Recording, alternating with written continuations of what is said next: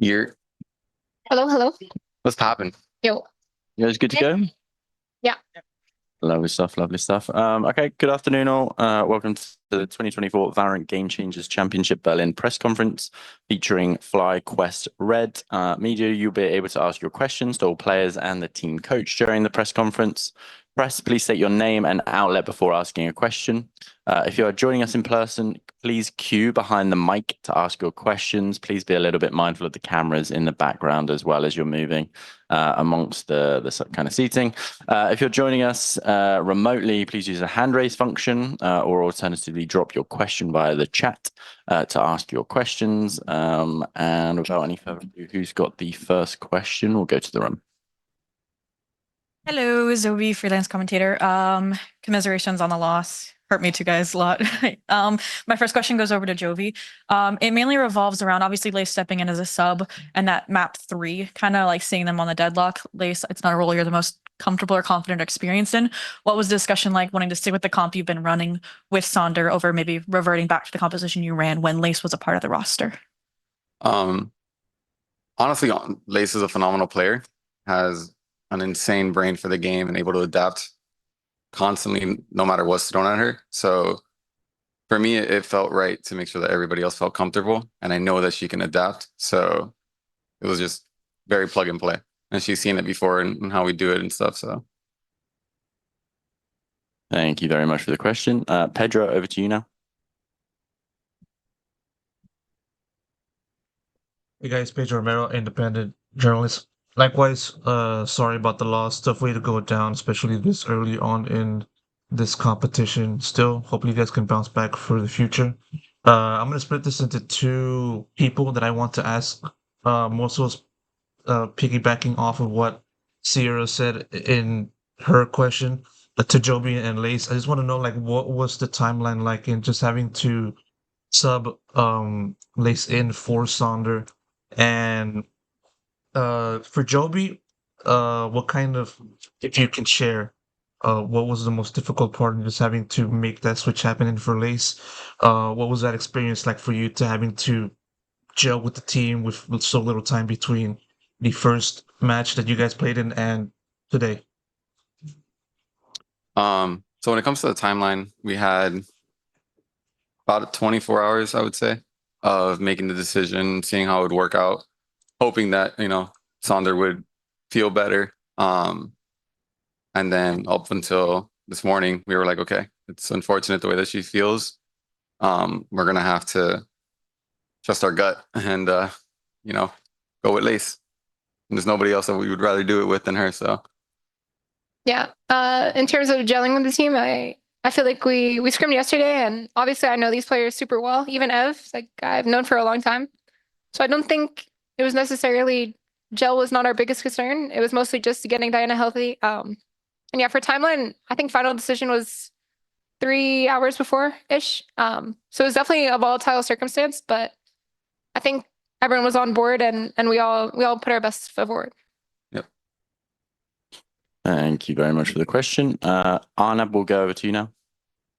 Hey guys, firstly, congratulations on the loss. This is Arnab, a freelance journalist.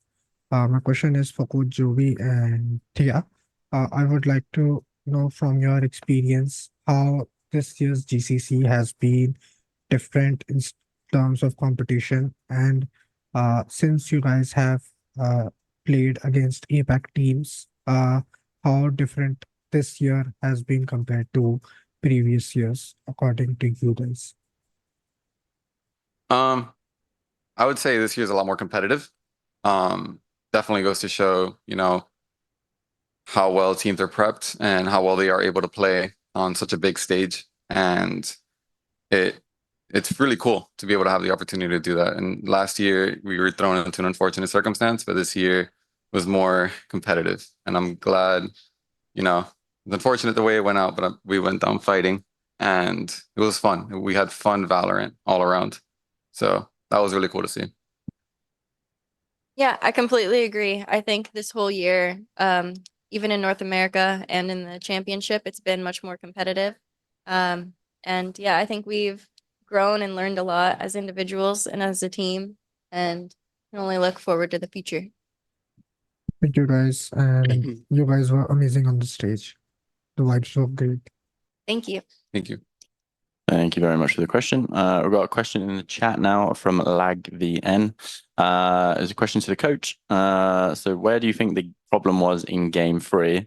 And do you believe you've seen the members of the team play their best yet? I think we were nervous, so to say.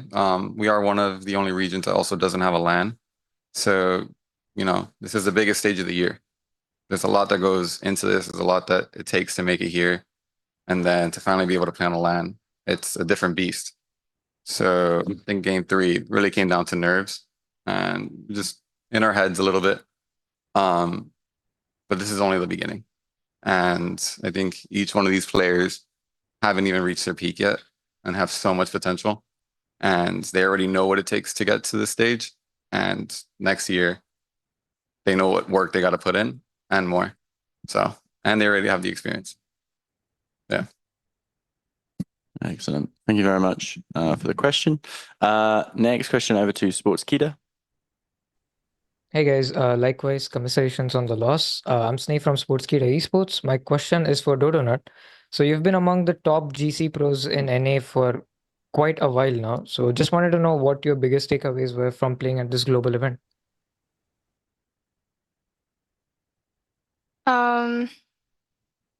I would say, I guess, getting the experience to play on a big stage.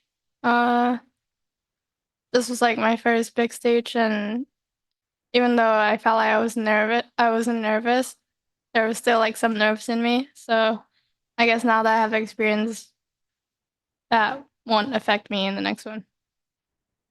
Thank you so much. Thank you very much. Next question over into the room again. Sierra Zobi again. This one's a little bit more lighthearted and it goes to Ev. I don't know if anybody's asked you yet, but what's the story behind, the hat that you were wearing on the walkouts and hat on your desk? Because it kind of resembles like the Benji hat, obviously, from CT. Yeah. It did come from Benji Fishy. I definitely took inspiration from him. I definitely wanted something just fun to wear on stage, just lighthearted, have fun on stage. Got it from Universal Studios with everybody when we went for after our match against SR in grand finals of main event. It was definitely a memory, and I'm very happy. Thank you very much for the question. Hi, Miss RV FlyQuest. Hi, Steph. I'd like to know from each and every one of you one thing that you really like about your team. I can start. Yeah. I love the camaraderie that we have. It's not like anything I've been on before. I feel like every team says they're close, but I don't think you're close until you've been on this team. Like, we are really together to the end. And I love you. Sorry, I don't want to like cry, like so dumb and shit. But like genuinely, like even when I left, you guys still love me and still wanted me back, and that means a lot. So I love you guys. Love you too. She stole my flow, but Come on now, you get me better. to add on to that, I would say the passion we have for the game too. Like, no one is slacking. No one is. I think we all understand that we all have the passion for the game, and we try to not disappoint each other. And yeah.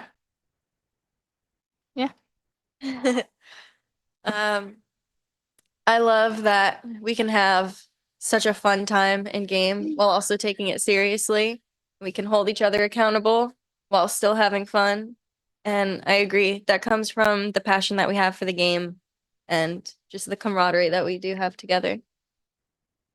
Yeah, this is probably one of the most fun teams that I've been a part of, and just having those vibes, especially in such like high stress scenarios, like really helps me personally. And every single one of you are just like so important and crucial to the team. And I literally wouldn't want to be here on the stage with anybody else besides you guys. So I am newer to the team, but I love every single one of you so much.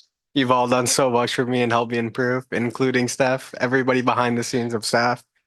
They all mean so much to me, and I'm never gonna forget this.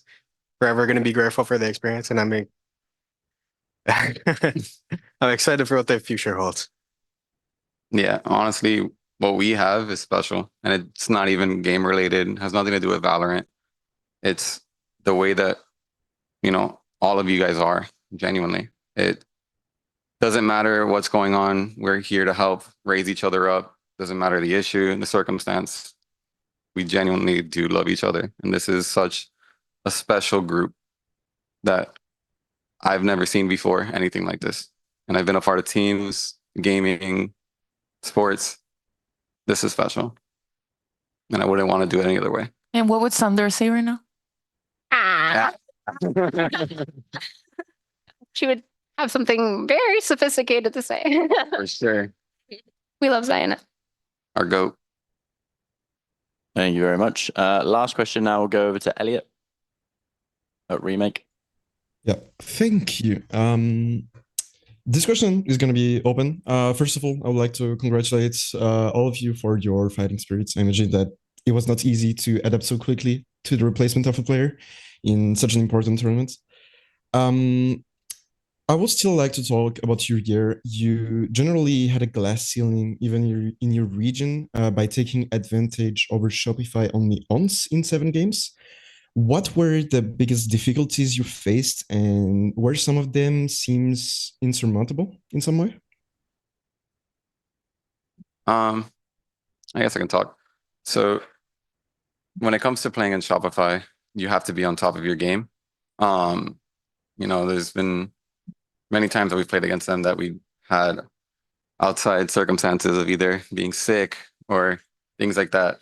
And the one time that we were, you know, good, weren't sick, is when we were able to get the win. It was unfortunate, you know, T was not there with us, but I know even with her, we definitely could have because we were all healthy. But ultimately playing against a team like Shopify, they are the world champions. So they are the best of the best. And it was only the beginning when we first started playing against them. And then going forward, we got better and better. More passion came on as it went, and we broke that ceiling. It just, outside circumstances really hurt us. Yeah. Just adding on, like, I know we're mentioning outside circumstances a lot, but I think we have always had the opportunity to win. And like, I feel like we've improved throughout the year. And I know it's outside circumstances, but at the end of the day,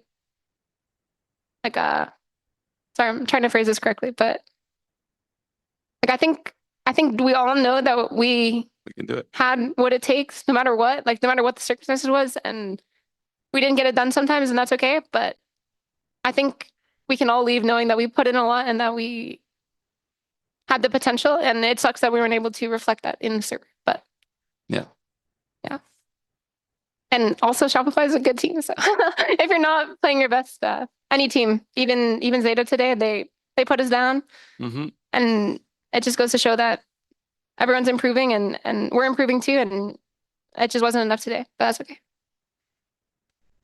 Thank you. And I wish you the best for future.